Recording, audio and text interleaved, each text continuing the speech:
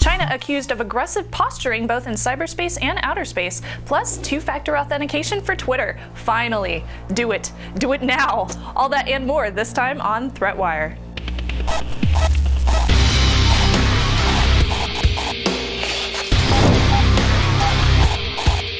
Hello, welcome to ThreatWire. I'm Darren Kitchen. I'm Shannon Morse. It's your summary of what's threatening your security, privacy, and internet freedom. Oh, He's here. Yeah, that was in a van. Now I'm not. So we'll see. So I have some exciting news. Twitter has finally recently announced their new two-factor authentication for any users with a Twitter account. Yay! It's called login verification, where a special code is sent to your phone each time that you log in. To enable this, it's super simple. You just go to your account settings, you choose to require a verification code when you sign in, and follow the on-screen instructions. Now this will also work with other applications that use Twitter, which is great. You can generate a temporary password to log into your applications and authorize them. This works on top of Twitter sending SMSs via text, so make sure that you've allowed Twitter to do so. Of course, this won't work so well for companies who have several hands with access to their Twitter account because they won't be able to set up more than one phone number. Twitter limits the phone number to one account as well, so if you run several accounts, you have to have a different phone number for each one. It also won't work so well if you don't turn it on, because if you get phished beforehand, before you've actually set it up, a hacker could actually log into your account and turn it on for you, connecting your account to his or her phone number. Now my suggestion is, assuming most of you out there only have one account and one phone, go ahead and turn it on and make sure that your password is really, really long and complicated so you're good to go. Yeah. 1, 2, 3. God, sex, love. Woo! Secret. All right.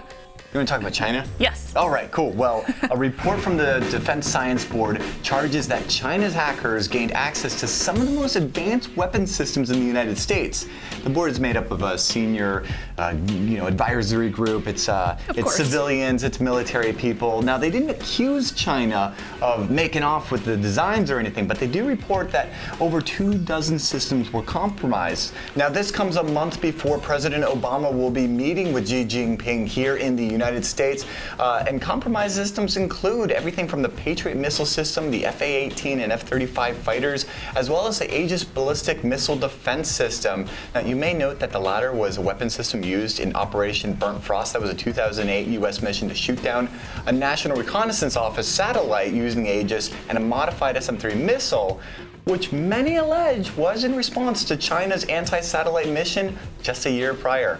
Now, in February, a classified national intelligence estimate on economic cyber espionage identified China as the country with the most aggressive seeking of penetrating U.S. business computers. And though China rejects these allegations, many think that much of China's cyber espionage is focused on military contracts. For example, Lockheed Martin being penetrated by Chinese hackers following the RSA security token compromise of 2011. I remember that. And even before then, in 2010, Google announced that its networks had been hacked, disclosing that Gmail accounts of Chinese human rights activists in the US, Europe, and China were compromised. In fact, in the book that just came out, The New Digital Age, it was co-authored by Google CEO Eric Schmidt, as well as former member of the Secretary of State Jared Cohen. The duo writes that China is the world's, quote, most sophisticated and prolific hacker, and go on to write that, quote, it's fair to say we've already been living in an age of state-led cyber war, even if most of us aren't aware of it. Now, in response to the Defense Science Board's report on the Chinese hackers,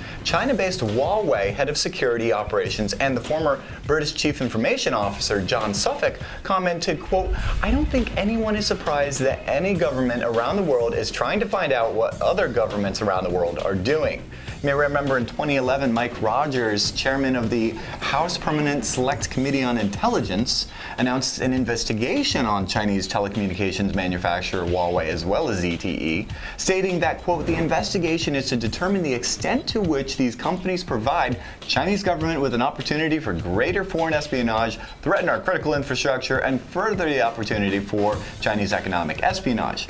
You see, in 2011, the Pentagon's annual report to Congress on China's military stated that Huawei was identified as a company linked to the People's Liberation Army, or the PLA. Huawei replied to that, stating that the allegations were dangerous political distractions. earlier this month, the Pentagon reported that a rocket launched from China reached 10,000 kilometers, just tying back into the Aegis thing. That's actually the highest suborbital launch since 1976. And while China asserts that the rocket carried a scientific payload for studying the Earth's magnetosphere, the U.S. defense officials showed that the rocket could be used for anti-satellite payloads.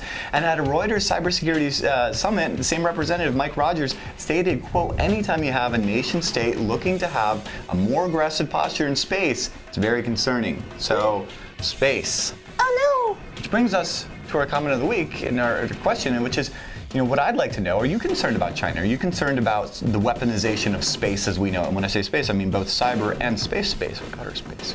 Ooh. A bit of a space cadet today. I'm concerned. Oh no! Now, speaking of comments, last week we asked you guys how you feel about Google Glass privacy. And if you remember, we got plenty of really good comments. Now, my favorite comment of the week comes from MGAPC Pro, who wrote, the Google Glass privacy debate is stupid. When the laser pointer was popular, people assumed you'd be an a-hole and use it in the theaters for pointing at random people's eyes. Some people did, like me when I was like 5 years old, and most people didn't. No, I'm just kidding. I totally didn't do that. I pointed at my cat. Your cat? That's so mean. Not at her, but in front of her. Anyway, laser pointers and cats. He continues on and says, a-holes will be a-holes in the same way creepers will be creepers. And banning Google Glass will not chance that. Now, I don't think we should ban Google Glass because it is very intuitive and it's going to bring a lot of really new, interesting stuff into the world. Wearable tech. It's kind of awesome. Well, somebody, I forget the name of the person, but somebody else pointed out in the comments, new technology is a privacy concern. Like, insert new technology here, and that's just how it is. We're always going to have people that are like, no, bad. And we're always going to have people that are like, China, bad. But this is only from one perspective, so there you go. Now, remember, you can always find ways to subscribe over at threatwire.org. That's where you can find the Google Plus community, the RSS feeds for just the Threatwire, and all the other stuff that you guys have been asking about.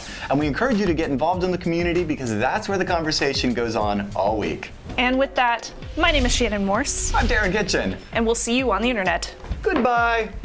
Bye-bye. We're on the Threatwire. We're gonna play the song. Talking about internet security, how it goes. What? What?